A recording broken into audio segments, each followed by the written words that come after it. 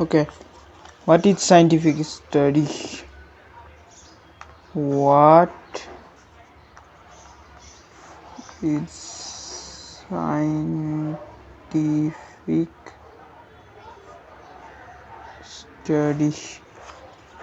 हल्का मिलाउँ है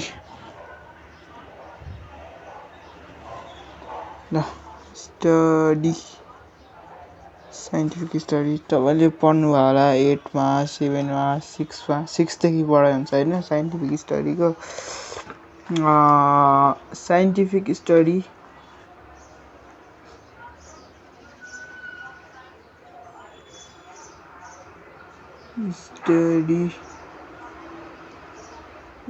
is the process of learning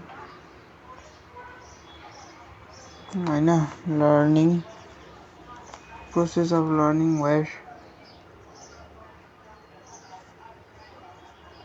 different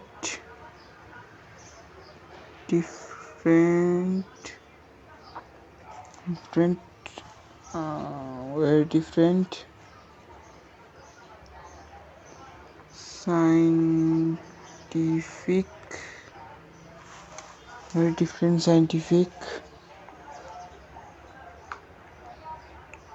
steps are followed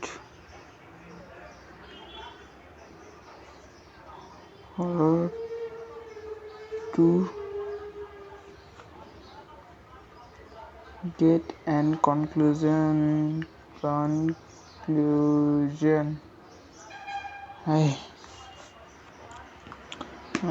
के भयो scientific study is the process of learning where different scientific steps are followed to get an conclusion भनेको बुझ्नुस् है कुरा बुझ्नु होला कुरा यसले भनेको scientific study is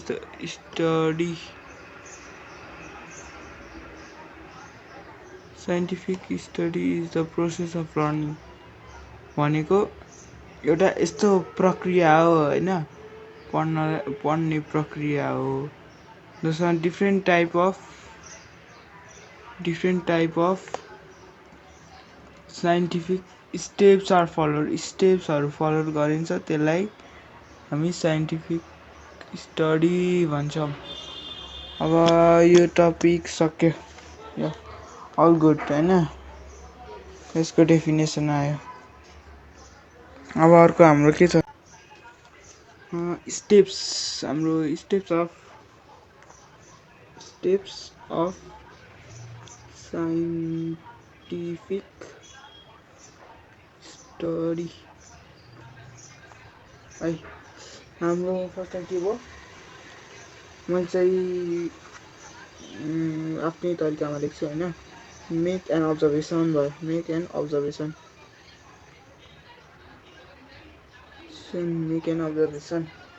अर्को के भयो हाम्रो आस्क अ क्वेशन यो चाहिँ सिरियली नै लेख्नुपर्छ हैन हामीले यो चाहिँ हाम्रो सिरियली नै हुनु पर्यो आस्क अ क्वेशन भयो नाउ अनदर भनेको अब हाम्रो के हुन्छ डु अ ब्याकग्राउन्ड रिसर्च पनि हुन्छ ब्याकग्राउन्ड रिसर्च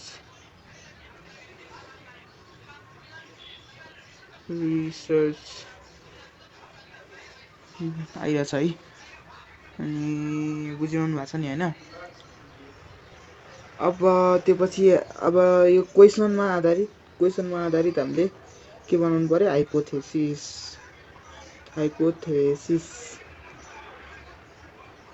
अनि त्यसपछि हाइपोथेसिसलाई प्रुभ गर्नलाई एक्सपेरिमेन्ट कन्डक्सन भयो हैन अब एक्सपेरिमेन्टबाट आको रिजल्टलाई उ एनालाइज गर्नु पर्यो एनालाइज द रिजल्ट भयो हैन अब त्यसपछि के हुन्छ इफ हाइपोथेसिस इज करेक्ट छ भने करेक्ट छ भने कन्क्लुजन निकाल्ने, कन्क्लुजन अनि अर्को के छ हाम्रो हाइपोथेसिस करेक्ट भएन नि, इनकरेक्ट देखिरहनु भएको छ नि, इनकरेक्ट छ भने फेरि ट्राई गर्ने, कहाँबाट भन्दा हाइपोथेसिस फर्म गर्नेबाट। कुरा यो गर्न लेख्छौँ न त होइन। ओ दिस इज द प्रोसेस है, स्टेप्स अफ साइन्टिफिक स्टडी। तपाईँले यो चाहिँ सिरियली नै लेख्नुपर्ने हुन्छ।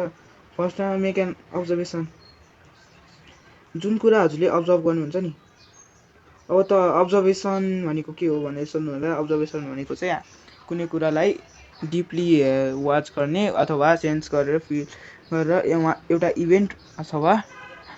इभेन्ट अथवा कुनै अब्जेक्टको उ गर्ने आफ्नो सेन्स अर्गान्सको हेल्पले है। अब अब्जर्भ गर्ने केही कुरा, त्योपछि आएको छ क्वेसन भयो, क्वेसन आएको छ नि, अनि त्योपछि ब्याकग्राउन्ड रिसर्च गर्ने है, त्यसबारेमा रिसर्च गर्ने। कुनै फोटो हुनसक्छ अथवा केही वेबसाइटबाट इन्फर्मेसन निकाल्न सक्नुहुन्छ भयो होइन। अनि हाइपोथेसिस फर्म गर्ने भइगयो, अनि त्योपछि एक्सपेरिमेन्ट कन्डक्ट त गर्नै पर्यो तपाईँले, अनि analyse the result. Yes okay होइन। अब एनादर है त, अब science process skill, science process skill छ, साइन्स प्रोसेस स्किल होइन। Okay, what is science process skill?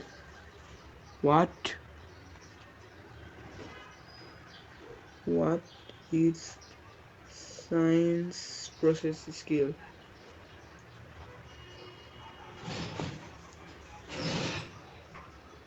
Science process skill includes observing quality भयो, अनि क्वेसनिङ भयो, क्वेसनिङ द अब्जर्भेसन, अनि हाम्रो के भयो फर्स्टमा यही स्टेप्स छ नि, स्टेप्सलाई प्रोसेस गर्न सक्ने स्किललाई नै हामी साइन्स प्रोसेस स्किल भन्छौँ। The skill which enables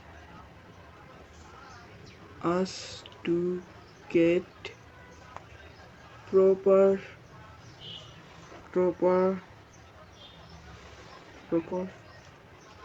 result from the scientific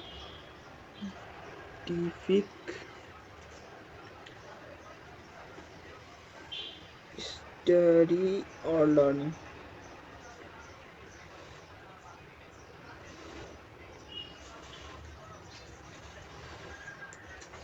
Hi, process skill is the learning with the help of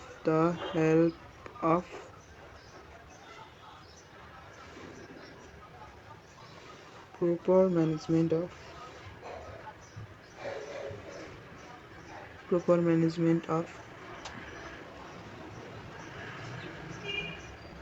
Phoenix in scientific study। तपाईँले यहाँसम्म लेखे नि हुन्छ, योबाट बढाए नि हुन्छ होइन। यति चाहिँ अप्सनल भयो, यो लेख्न definition of science process skill होइन। सो यो पनि सिद्धियो हाम्रो। अब यसको इम्पोर्टेन्स के हो भन्दा म मुखले भनिदिन्छु है। के अरे science process skills enables us in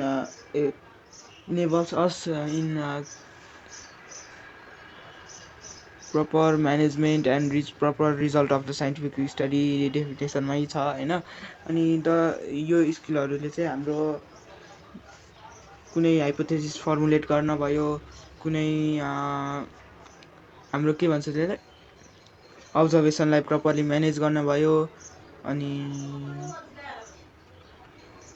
अनि एक्सपेरिमेन्ट कन्डक्ट गर्न त्यस्तो विभिन्न प्रोसेसेस वा स्टेप्सलाई गर्ने यसले चाहिँ हेल्प गर्छ ल होइन।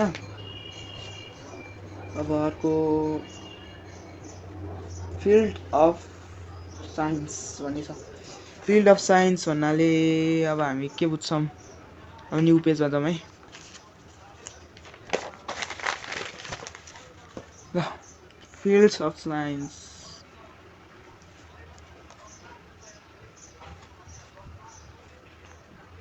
फिल्ड्स अफ साइन्स के हो फिल्ड अफ साइन्स भनेको, यसो सोच्नु त, यो शब्दले हुन्छ होइन। एउटा म डायग्राम राखिदिन्छु है यहाँ।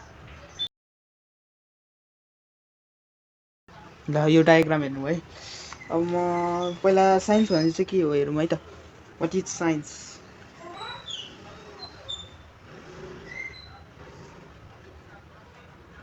What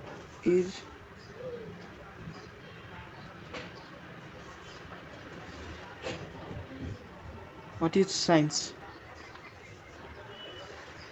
Science is the systematic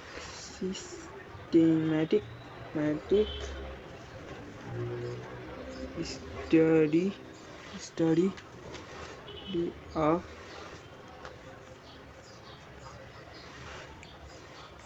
of physical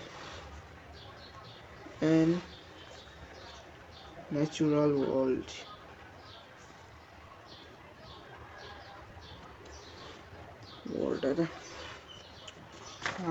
यति भन्दा पुग्छ।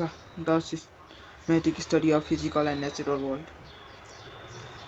बुझ्नुभयो नि? बुझ्नुहुन्छ तपाईँहरू, यति त स्मार्ट हुनुहुन्छ होइन। फिजिकल एन्ड नेचुरल वर्ल्ड भयो। अब म त्यही अघिको डायग्राम देखाउँछु है त्यहाँ। फर्स्टमा साइन्सको यसको विभिन्न ब्रान्चेसहरू हुन्छ है। साइन्सको अब विभिन्न ब्रान्चेसहरू हुन्छ। साइन्सको ब्रान्चेसहरू हुन्छन्। ब्रान्चेस अफ साइन्स भन्नाले विभिन्न खालको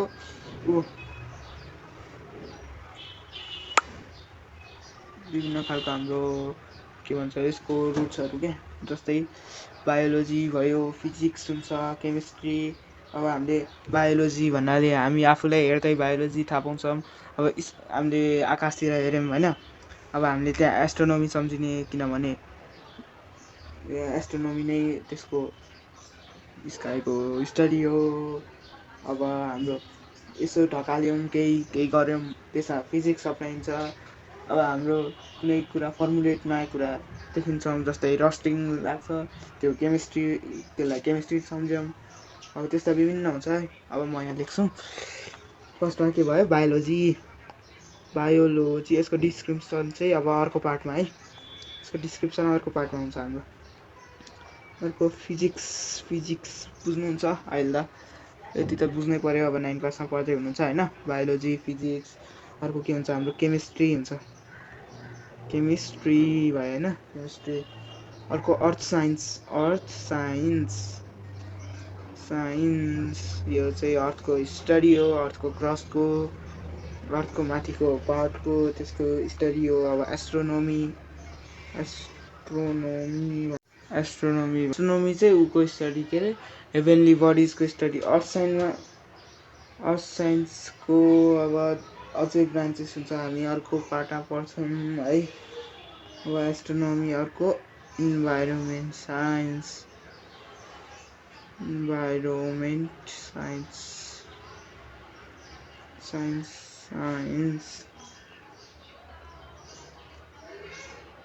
है त।